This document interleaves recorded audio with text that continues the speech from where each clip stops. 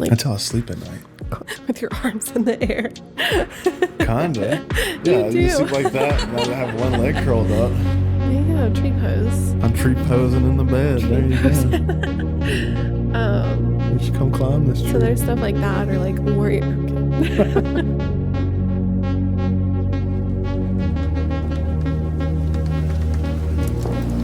This is the Atomic Souls Podcast. I like two-way conversations. I like hearing you talk. Sweet. What do you want to know about? What therapy term do you want to know about today? Oh, we're gonna do some therapy thinkings. Therapy thinkings. Yeah. That's the playlist. Therapy thinkings. Therapy thinkings. Brought to you by the Stein family. I could tell you about my new gun. Oh my gosh. No. You don't want to hear about my new gun? I mean, do you want it to be I can interview you. Would you like to talk about your gun? But I've been at the gun range for the last 3 hours, so. How was it? It was awesome. Okay. The suppressor did absolutely nothing for recoil, so. So you paid money to do nothing? Well, no, that's not the intent of the suppressor. The intent of the suppressor is to reduce noise. But a lot of people were saying like, oh yeah, it reduces recoil too. Those people are dumb. It does not. I bet ChatGPT would have told you the right answer. ChatGPT did tell me the right answer. It said potentially 1 to 30%. 1. I got the 1% The 1%. one. But it made it really, really quiet, which was nice. Nice. Anyway, Congratulations. thanks. My shoulder hurts now though. So I just put a box of bullets downrange. Oh man, that's fun. Yeah. We could turn it into therapy. Why do you like hunting? What about hunting is exciting for you? What does it do for you? Sure. Okay. Let's talk about that. Or shooting. Different experiences. Those are very different things. Yeah. Shooting is like super exhilarating, almost like a adrenaline junkie kind of thing. Yeah. When I've done it, it's helped me because it raises your heart rate and you have to like calm yourself down. So Yes. it's like almost like a therapeutic thing. I can like tell when I'm like, oh, I'm like feeling overwhelmed by it. If that's what you want to call therapy, sure. Yeah, you gotta practice like getting your heart rate up and then controlling it. Yeah, my heart rate stays up, so You should get that looked at. just feels like home to me. Feels like normal. Says I don't have anxiety. I shoot differently than I guess like your typical like range goer does. To me, going to the range is kind of a tool because I really enjoy hunting, and then I just enjoy like concealed carry, like firearm safety stuff. And so just being comfortable and competent in the craft is what's important to me, not necessarily just going and burning bullets. Yeah. I have a couple of buddies that just love going to the range and shooting. And they're like, how's it not fun to you? I said, because to me, I'm just thinking, boom, dollar, boom, dollar, boom, dollar, boom, dollar. I said, we can just go burn dollar bills if that's what you want to do. It's not a cheap hobby anymore. No. Well, it depends on what you shoot too. And that's what's difficult for me. So like, talking about the 22 is really, really cheap. You can get rounds dirt cheap for that. There's no utility to that firearm for me though. So it's like, I don't want to shoot a 22. So it's more of like a training. It's that's what it is to me. It's training. More like a solution. Yeah. I would say hunting is the therapy for me. Hunting is very meditative. See, we're so different because I'm sitting there just like going out of my mind, like getting so squirrely, just like, oh, I gotta move. Well, that's the meditative part, is that you train yourself to not do that. No. So it's kind of like I'm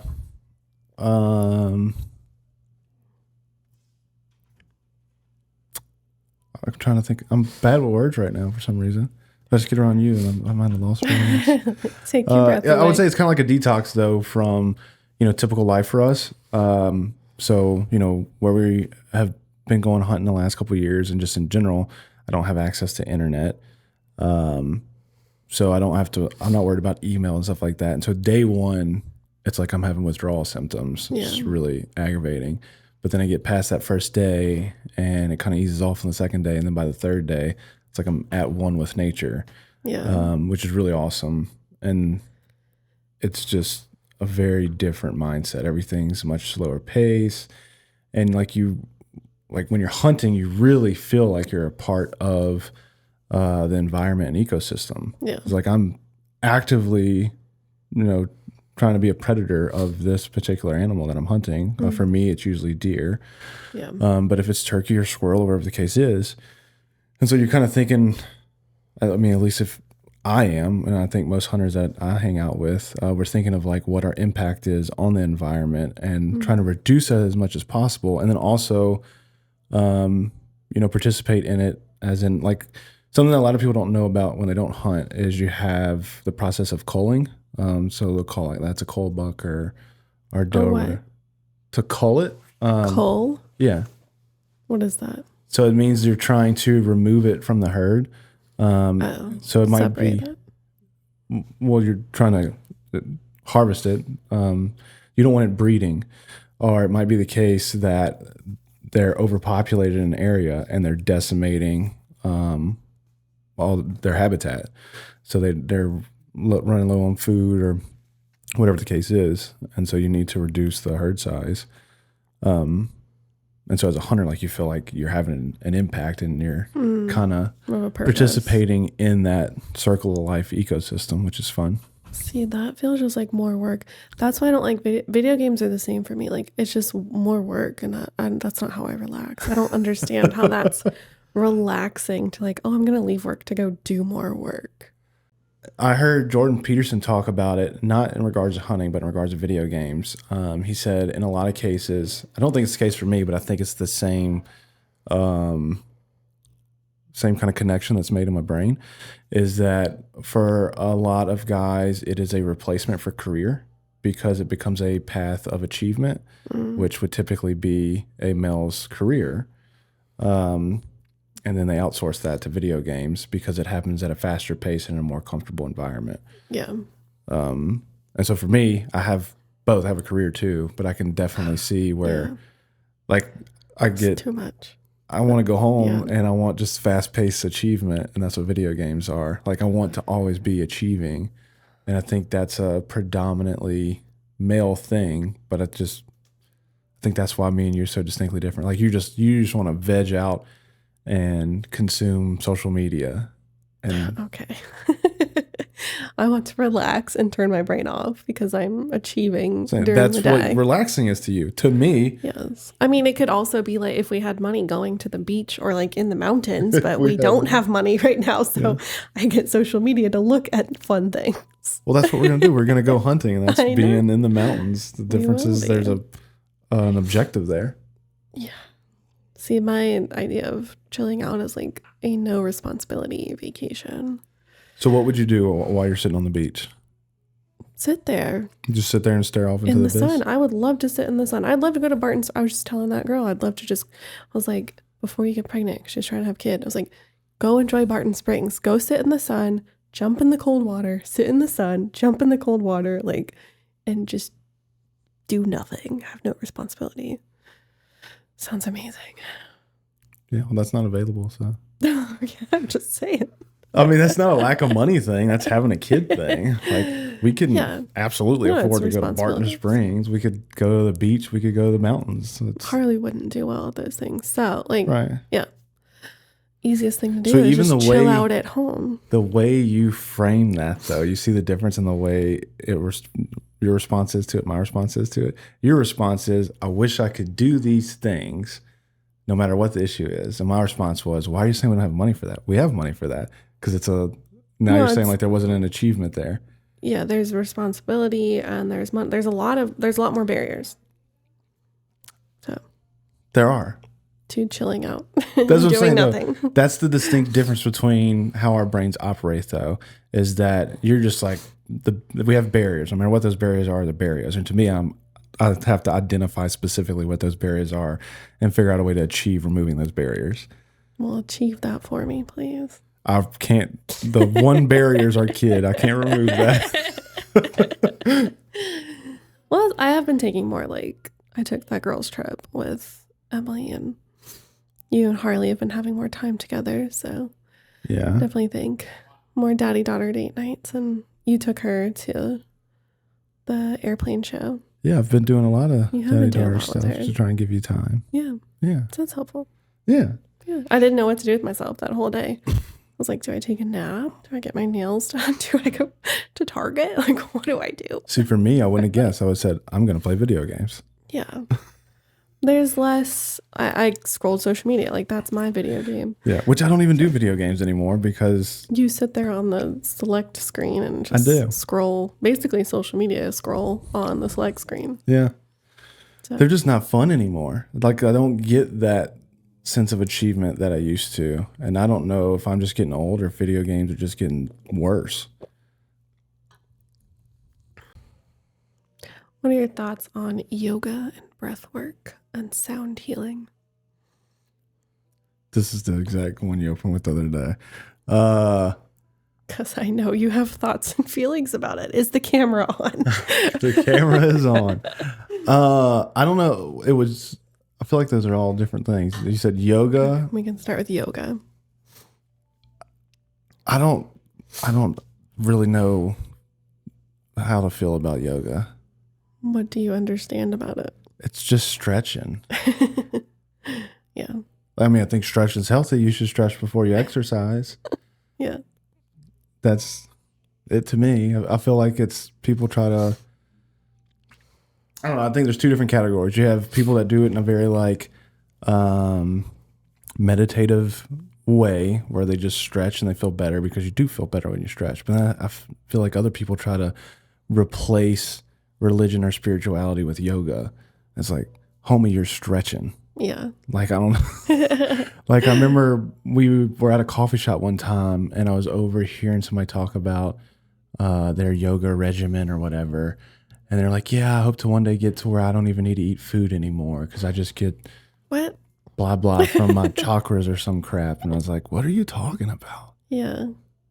Going into more like Buddhist practice. I guess. I don't Yeah. know. I know More nothing a about philosophy. any of that. Yeah. Like, I'm not going to pretend to be an Yeah. expert on any of it. Yeah. I know it stretches. That's what I know. Yeah. Yeah, I think it's a spectrum, like everything. Like, you can use it just to stretch. Yeah. I know that we at Awkward, we use it for like being mindful of the body. Yeah. And so as you're stretching, you're like you're mindfully noticing. I think it's great for that. Yeah, and strengthening. Because you'll get real mindful of your body when you start stretching. Yeah, you're like, oh, that You realize hurts. how far away your toes are Yeah. from your hands and when Yeah. you lock your knees and stuff. Well, not just that. You're mindful of like, what muscle am I stretching right now? Yeah. And then, Like There- isolation and stuff like that. yeah, can I finish my sentence?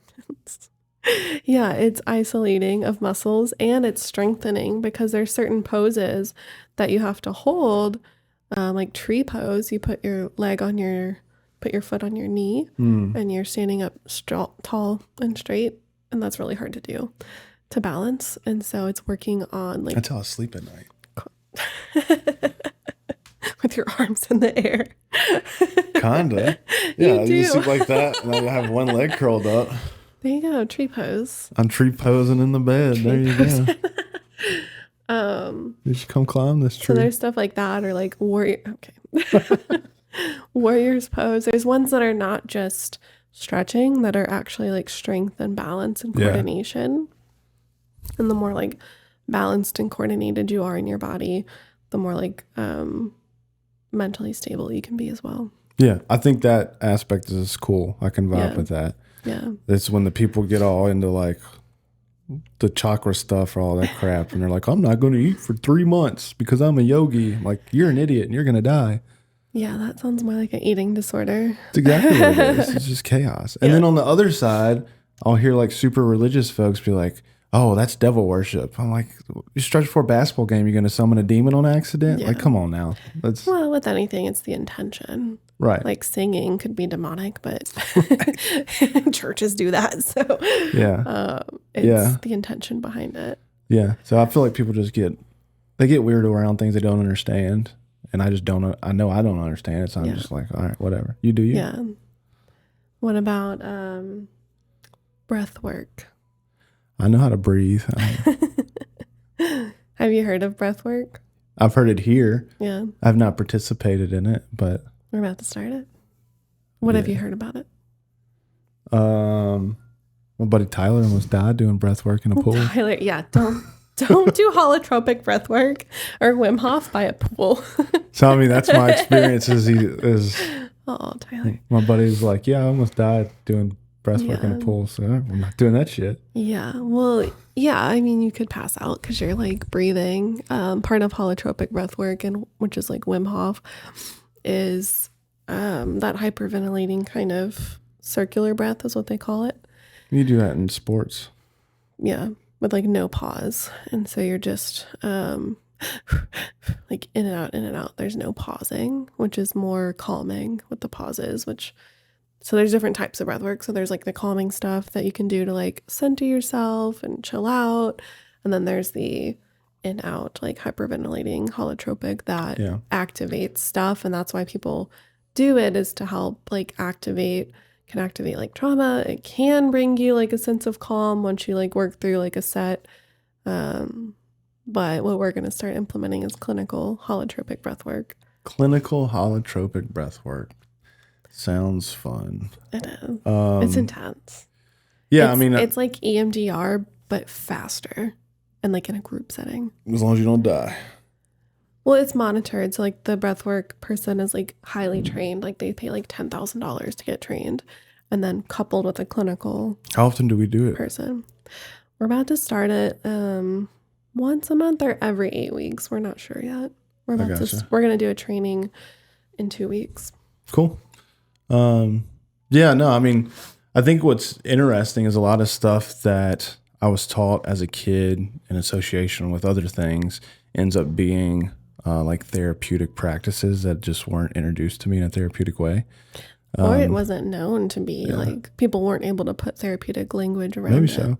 But like getting back, like we were talking about hunting a second ago, when, let's say you're deer hunting and a buck walks out in front of you, they call it buck fever. Like you start, getting super excited, heart starts racing and stuff.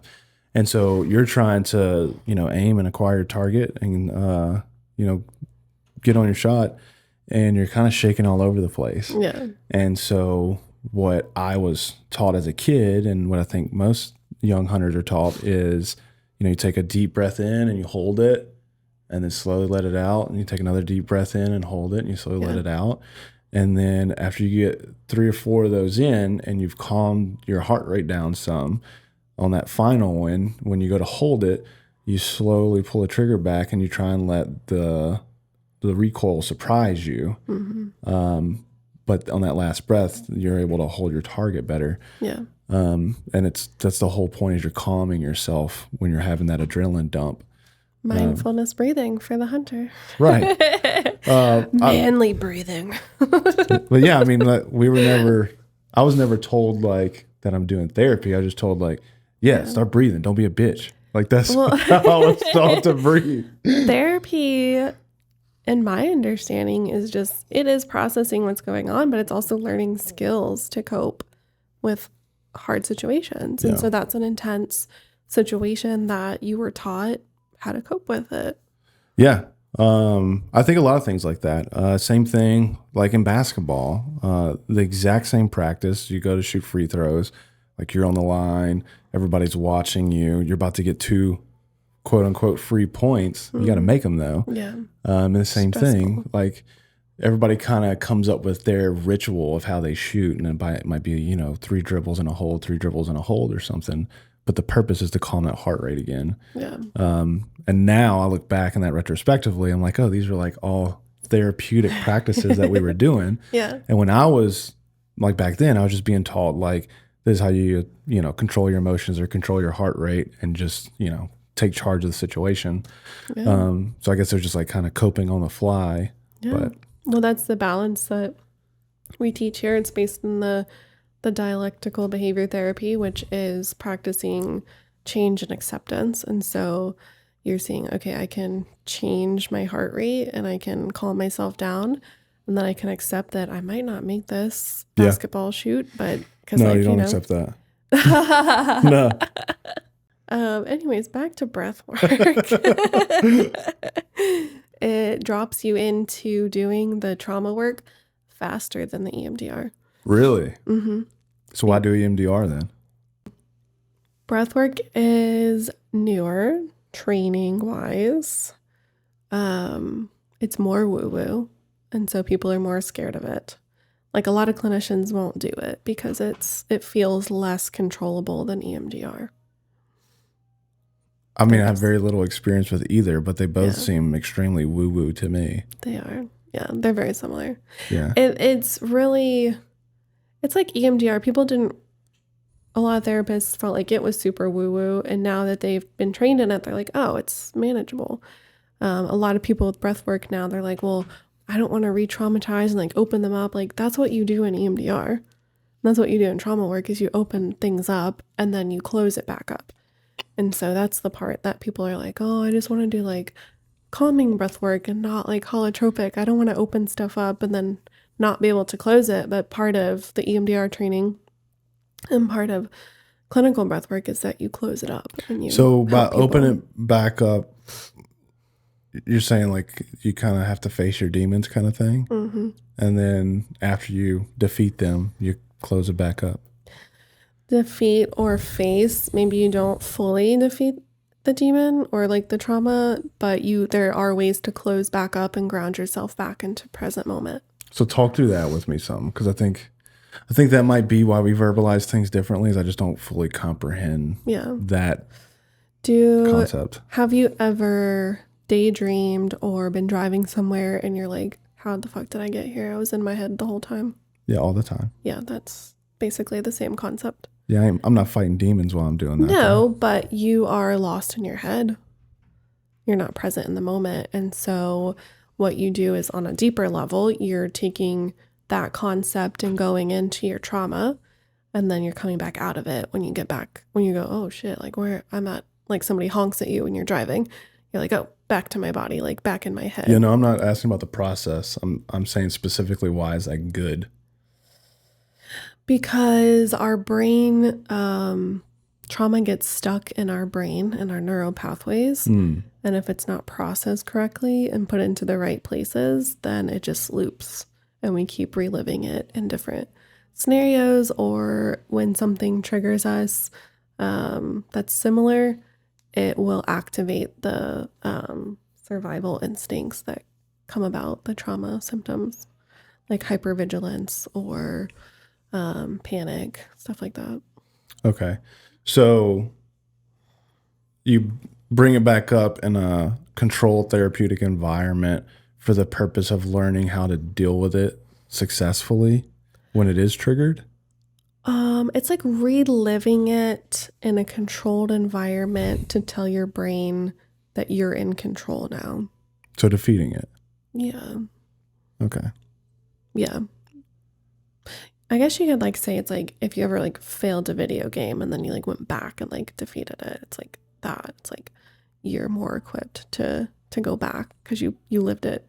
That is most video games. And you like research how to like win. And then you like, and so it's like therapy is like, okay, you lived through the trauma. Okay. You go to therapy, you get the skills, you process, you go back and play the whatever round again. So like when you watch me play an Elden Ring and I'd get to a boss and I'd try 30 times and like, fuck this game. And I turn it off and I go away for a week and I come back and I'm like, I'm beating it this time. You do a little research on Reddit. Yeah, that's the same. Yeah. That's therapy. Gotcha. Trauma work. I gotcha. Yeah. So you're, just like defeating your bosses. Okay. With more skills, more education. You're like, okay, that didn't work. Okay, this will work. But when you can just experience it fully in EMDR and breath work with the breath, it's activating the right nervous system. And the same with EMDR, it's activating your nervous system to process it. So it's not just like looking at it and talking about it. It's like actually re-feeling it. How would you go about learning to proactively deal with it better to where you don't need to EMDR it at a later date? working through the past traumas that you already have. Like you have to have like a reset, basically, on everything that's happened, and learning. So that's the part that people get nervous about. They're like, I don't know how to close it up if I activate it. Well, you opening Pandora's box kind of thing. Yeah, that's what people fear. Yeah. Because there's this concept of like re-traumatization.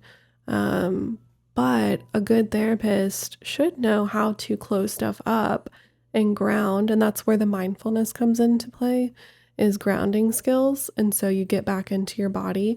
And so like I had a client that we were doing really intense trauma work from like age 5. And we had 5 minutes to close up session. And they were like, I don't know what to do. And I was like, let's just go through our like system to close it up. So we did this thing called Safe Place. We put it in a box, and like it's like a box of your choice. You like lock physically, you have a box. Mentally, so you have like a mental box. Mental box. So you got to have a great imagination. To do this. You don't have to, but you eventually get one, because like I've had a client that didn't. It would be like just like black. Everything was just like, she's like, I can't imagine anything. And we worked through that. And now they're able to imagine stuff. Yeah. But yeah, it's very like imaginative, very like expressive. And so there's different skills and techniques that you can do. So you can put it in a box. And that box can be like, you can open it, you can throw it in the ocean, you can leave it here in the office, you can take it home with you. But that way you feel in control of it. Like it's in a box. And then there's like, you can turn the volume up to activate more, or you can turn the volume down, or you can turn the color on or off. And like, so you really like play around with the imagination. And so the things that would like calm you down would be like, put it in a box, turn the volume down, make it smaller. If it feels like it's like an image this big, like make it like this big, make it a cartoon has been something that someone's done. Make it silly so it doesn't seem as intense. Turn the volume down on it. And then there's like just different meditations and grounding skills that you can do as well. And Safe Place, which is like what it is, like safe place in your brain. You establish that at the start of EMDR. And so all of those things can help you, and you can do that in the breathwork group and session as well. You can use those skills to like close people out and close up the box. And so in that 5 minutes, we did the box close up, and then we did Safe Place. And then we started talking about like, that guy's got like grandkids and Harley's age. And so we're just like, oh, look at this picture. And then like you're back in your everyday kind of mode. Yeah. So I miss Harley. Okay. So it's kind of a process, and it's like something might work one day that doesn't work the next day. So sometimes you got to be like, just strategize it. Yeah. But the more you do that, the better you get. So going back to your question of like, how do I continuously, or like maybe avoid getting as traumatized as I was previously? Again, we can't control everything. So like a big trauma might traumatize us very intensely, but like things that used to traumatize us that are maybe smaller traumas might not traumatize us if we build up those muscles of the coping skills.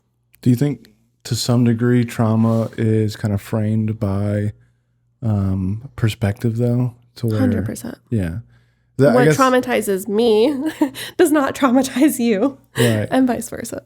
Yeah. I guess that was my question is like, what can you do to help train that perspective to be less prone to trauma? Because like for me, I feel like I was really blessed with the childhood that I had and the upbringing that I had, that I just, in general, I process things in a healthy way without realizing it, because the concept of trauma didn't exist to me until I met you and started like being introduced to therapy stuff. Because there was never an option of like, I don't know, like having an experience and running from it. Like everything, you just had to face it head on. Your family is more in logical mind. I wouldn't say there aren't. So my definition of trauma is intense emotional situation. Yeah, I would call those character development opportunities. Your family tends to lean more into logical mind, so they're not experiencing intense emotional feelings. I have intense emotional feelings. and it develops my character. Okay. I have very intense emotional feelings about you. Yeah. So intense emotional feelings that get like stuck in your body and your nervous system is the definition of trauma. And so the logical mind, that's why the balance of the logical and the emotional mind is so important, is because if you're stuck in just like the emotional mind, and that's why some people are more prone to have trauma or have things that might not traumatize you, but they would traumatize somebody else, because you're more in the logical mind. And so that's why I would say like your family is more logical minded than emotional minded, which is why y'all tend to like see things more logical. So like, somebody yelling at you would not touch into your emotional side. Right. So but someone yelling at me might touch into my emotional side. So I guess that's my question though, is how would you get somebody to pull closer to center or to the logical side rather than emotional, so they aren't devastated by everything that happens to them? Yeah. Is learning the closing skills, the coping skills, and putting that on in your day-to-day life, setting boundaries with people in situations that cause intense emotions.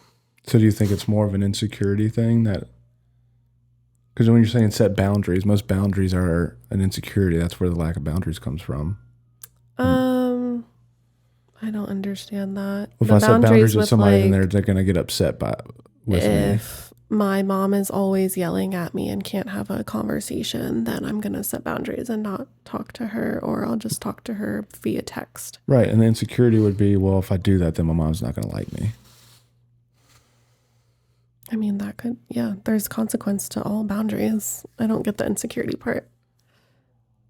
Well, in general, from what I've seen, people that are very secure are pretty good with boundaries. Logical mind is going to be more equipped to do boundaries. Right. But what I mean by secure is I'm trying to identify, like, okay, well, if you work on developing somebody's confidence in general, then they should do better. But I think emotional mind is definitely going to be more concerned with the outcome than the logical mind. The logical mind's going to be like, okay, have emotions towards the boundary. Right. The logical mind would be more secure, though, I guess. You just keep saying emotional mind, logical mind. I'm trying to identify it a little better than that. I'm not understanding the insecure secure. I think there's less concern for setting boundaries when you're logical mind, because you're not touching into the emotions of others as often. But the emotional mind's going to how would you define, be more concerned about their emotions, others' emotions. How would you define insecurity? Not knowing yourself truly. Sure. Yeah. I don't know how that's going into this. Yeah. If you don't know yourself, then you don't know where to set boundaries. If you're very comfortable with yourself and you're secure with yourself, then it's very easy to set boundaries, because you don't get any of your self-esteem from those outside sources that are impeding on your boundaries. It's not that people in emotional mind get self-esteem from these people. It's the concern about the consequence. If I set a boundary with someone who's aggressive towards me, then they might be more aggressive towards me. That's not that I'm insecure. The secure mind, in my opinion, would be the confident mind of, I don't care what the conflict is with them. This is my boundary. When you cross it, that's going to be an issue. Okay. If that makes sense to you. Okay. I'm trying to get on the same page with you there. I feel like I'm very good with boundaries. Yeah. Like set that crystal clear, big, bold, black lines. If you cross this, we got a problem. And I never really care if that hurts somebody's feelings or not. That's just the way I'm going to live my life.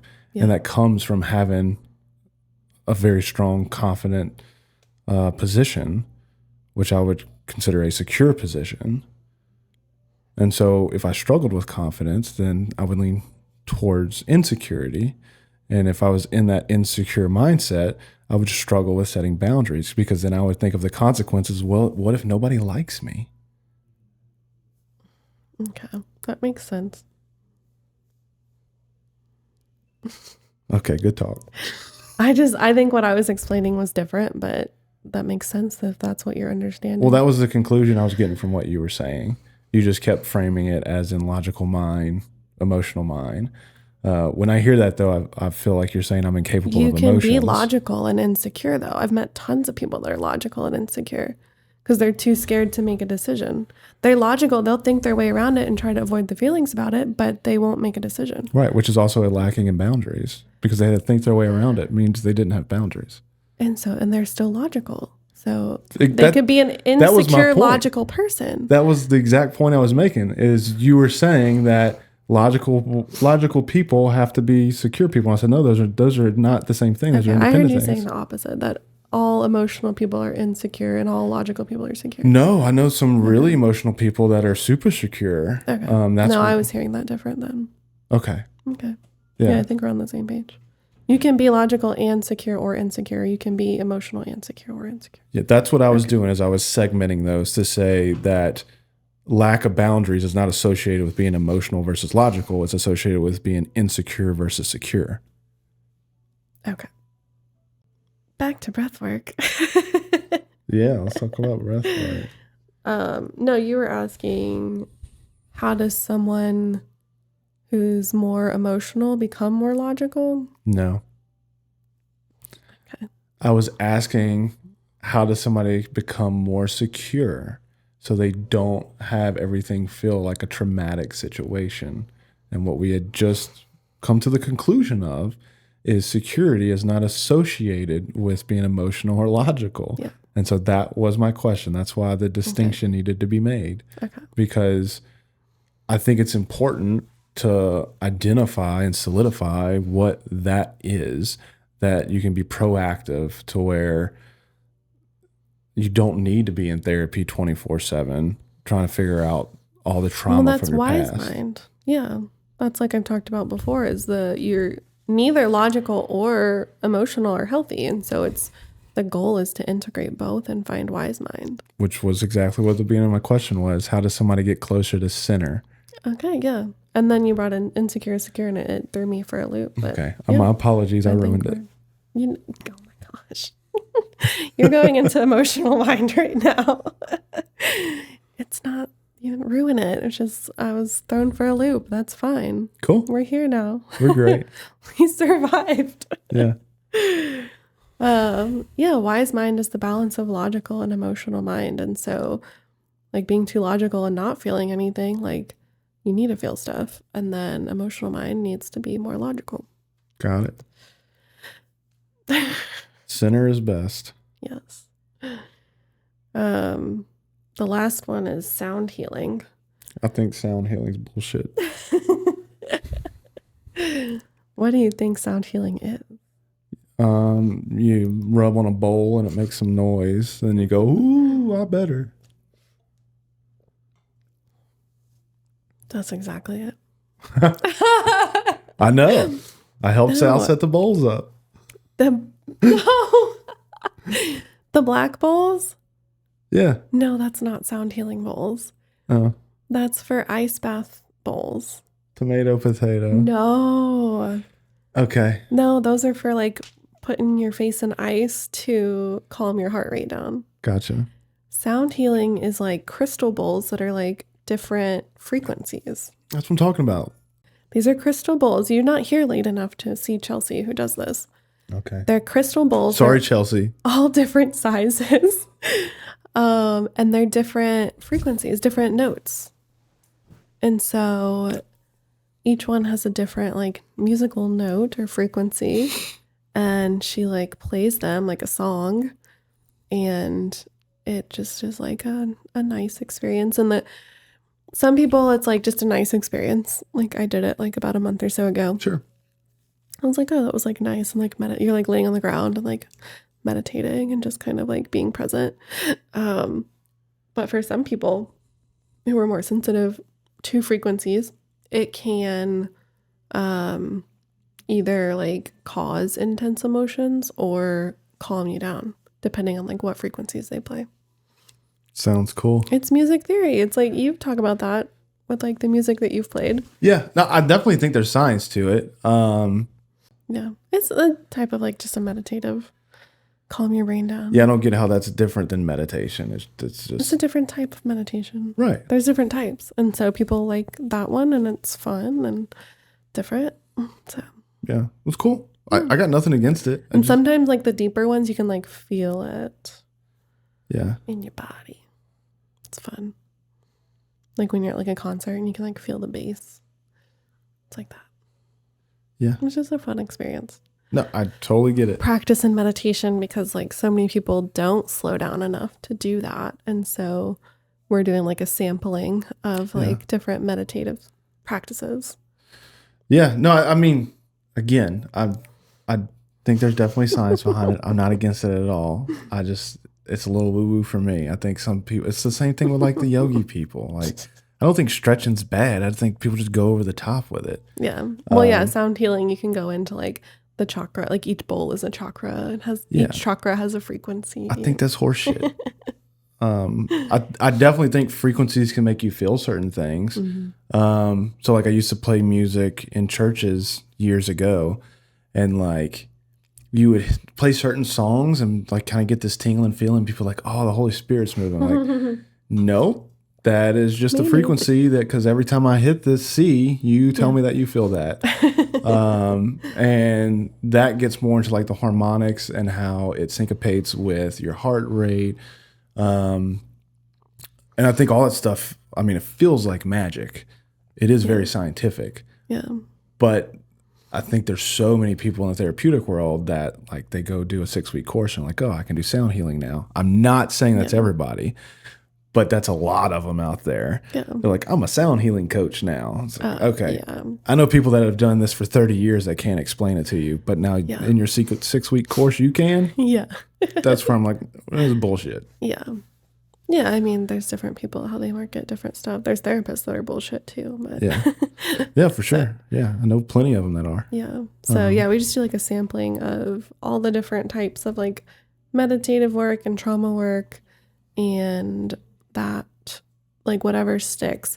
That's really what I think like IOP is about. It's just like try everything.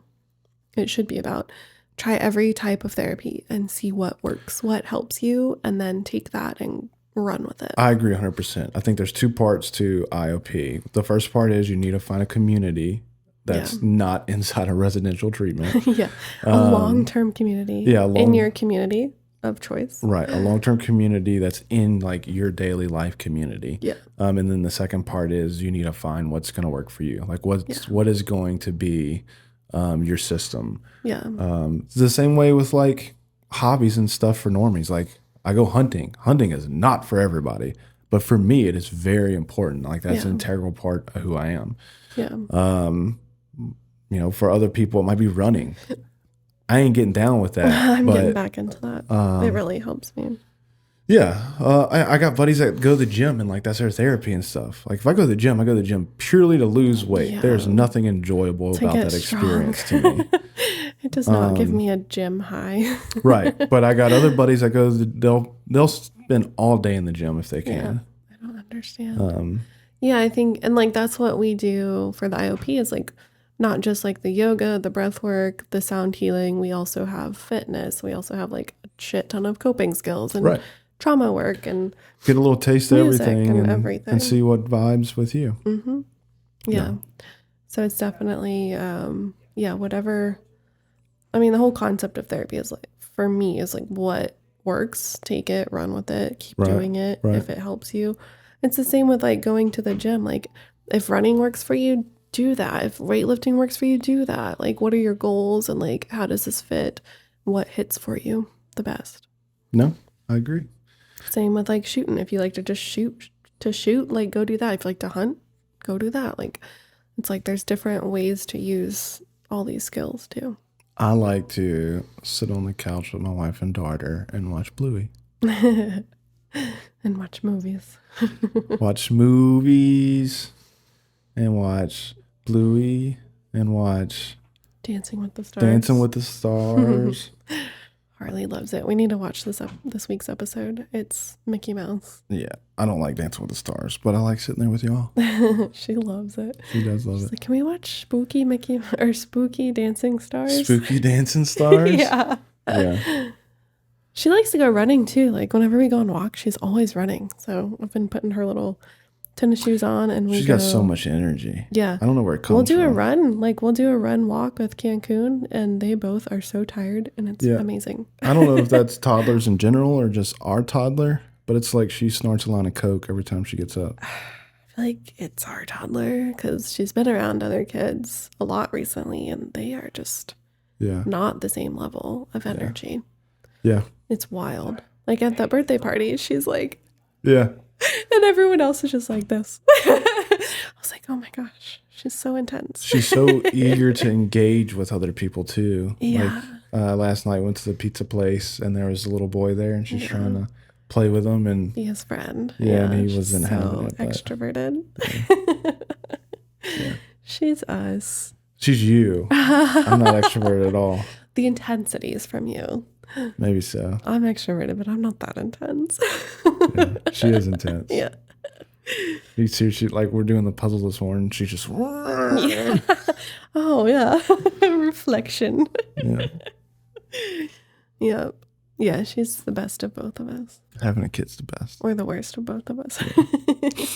Yeah. She's amazing. Yep. Hopefully she doesn't need intense trauma therapy. Just maybe some normal therapy. Yeah.